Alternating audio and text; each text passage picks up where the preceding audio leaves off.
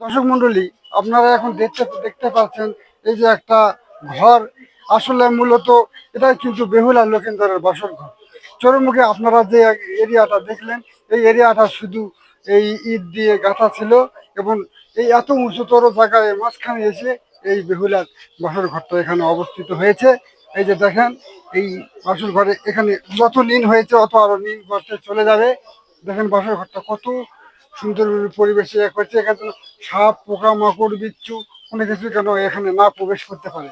কিন্তু দুঃখের বিষয়, যে কোনো একটা ছিদ্র হওয়ার কারণে সাপ এখান থেকে প্রবেশ করেছে, করার জন্য হয়তো এই দুর্ঘটনা, এই বেহুলার বাসর ঘরে হয়তো লক্ষিন্দরের জীবন চলে যাওয়ার উপক্রম হয়েছে।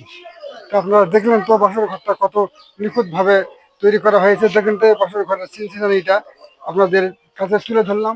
যদি ভিডিওটি ভালো লাগে অবশ্যই লাইক কমেন্ট শেয়ার করবেন ও সবাই আইডিটি ফলো দিয়ে পাশে থাকবেন। ধন্যবাদ, সবাই ভালো থাকবেন।